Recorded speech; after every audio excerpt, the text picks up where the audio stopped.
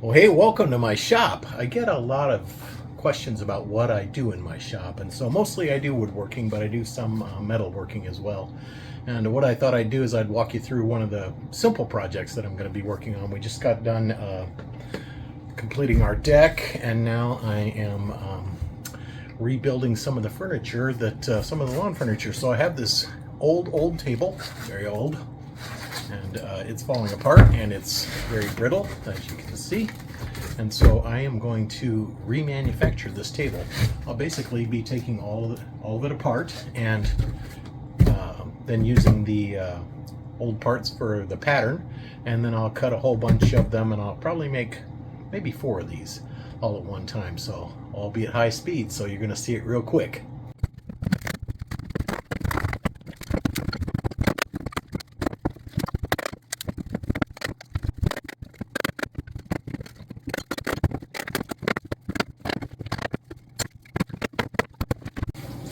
So what we wound up with was, this is how rotten that piece of furniture was. But I think my wife Kat bought that in a yard sale probably 30 years ago. So it's lasted a long time. We kept them pretty well preserved.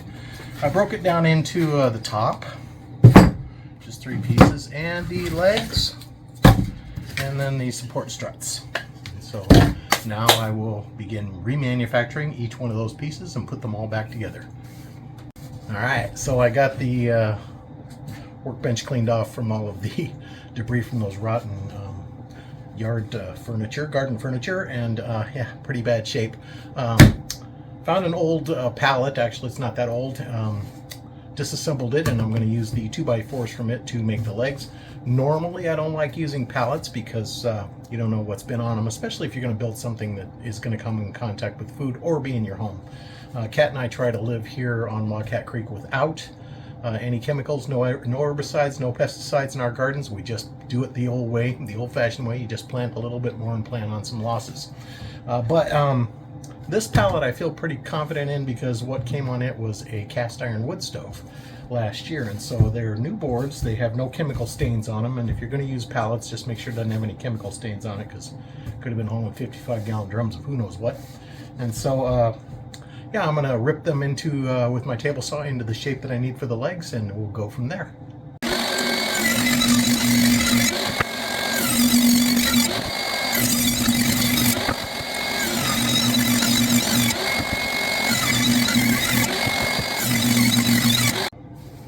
Okay, so we're going to cut the legs now. Get them all penciled out and ready to go.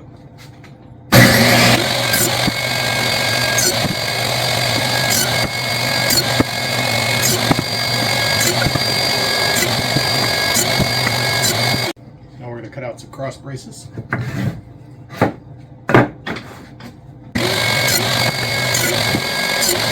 So now we're going to work on the top, the deck, the tabletop. And I'm using cedar. It's a good wood. I like working with cedar. It's probably my favorite wood to work with, but the reason I'm using it for the top is very waterproof, lasts a long time, and it also polishes up real nice. So I'm going to cut my top pieces now.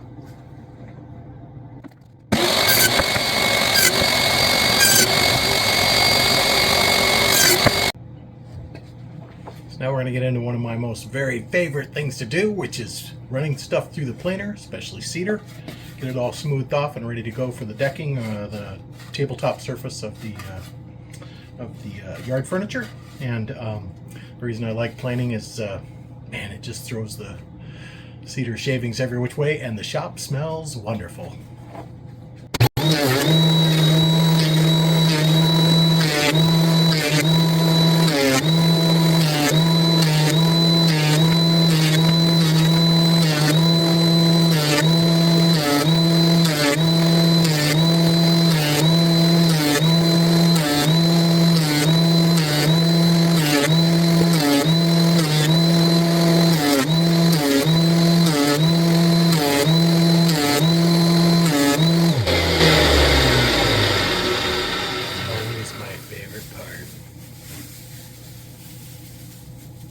Glitter. So, we are to my least favorite part of this project. Gotta use a chop saw, which I don't mind using.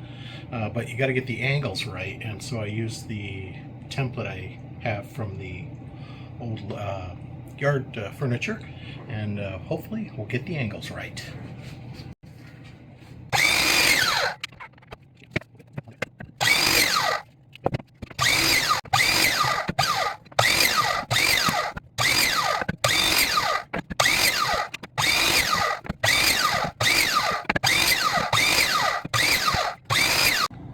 Okay, so I started putting it together.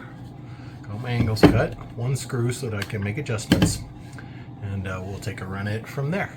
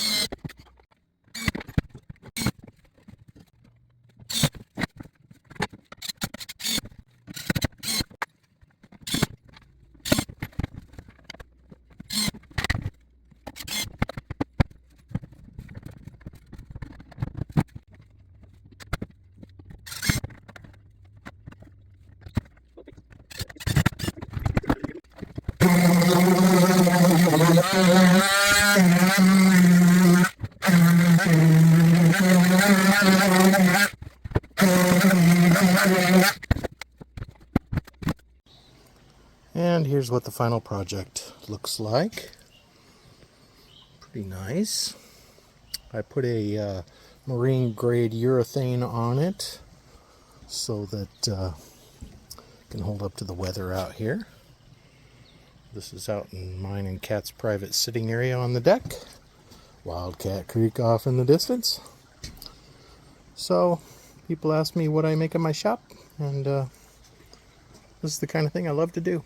6 hours of work.